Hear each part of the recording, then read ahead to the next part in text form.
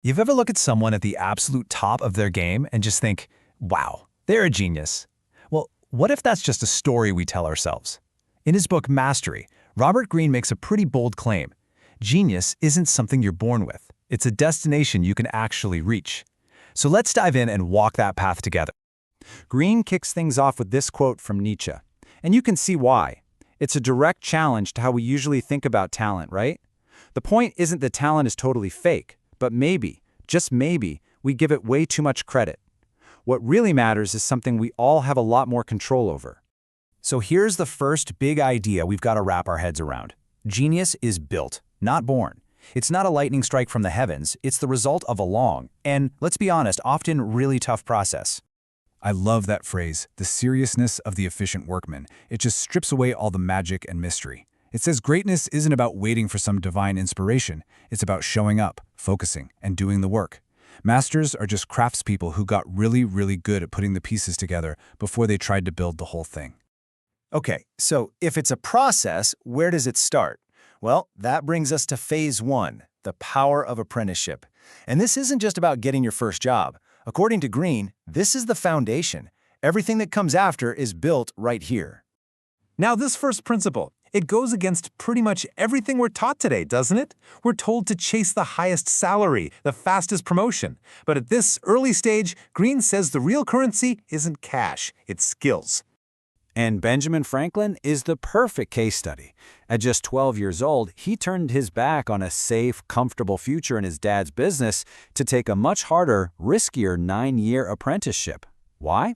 Because he knew the printing shop was a gateway to books, to ideas, to knowledge. He was playing the long game.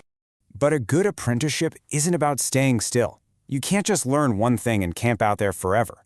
In fact, Greene argues the biggest danger is getting comfortable. You have to actively fight against getting stuck.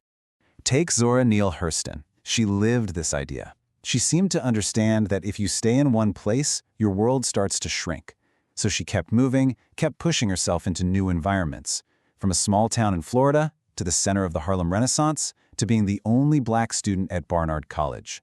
Every move was a choice to expand, to learn, and to adapt. So, you're building skills, you're expanding your world, but now comes the real test. You have to step into the arena, and the arena always has two things you absolutely can't avoid: failure and other people. This is such a critical mindset shift. We are all terrified of failure. But on the path to mastery, failure isn't the end of the story. It's just data. It's feedback telling you exactly where the gaps are in your knowledge. It's a roadmap for what you need to work on next. And this story is just, wow. Buckminster Fuller's company goes bankrupt, and he's at rock bottom. He actually walked to the shore of Lake Michigan planning to end his own life. But in that dark moment, he had this incredible realization. His life wasn't just his own. His experiences, especially his massive failures, could be useful to the world. He completely transformed his lowest point into a new purpose. So you can handle failure. Great. But what about people? This is where a lot of brilliant people trip up. You can have all the technical skill in the world, but if you can't navigate the social game, you're going to have a hard time. Social intelligence is about seeing the world through other people's eyes, understanding what drives them, what they're afraid of, what they want. It's like strategic empathy. And Benjamin Franklin is back with a masterclass in this. So his old boss, Keimer, hires him back. Keimer's secret plan? Squeeze Franklin for all he's worth, get him to train the new guys, and then fire him out of revenge.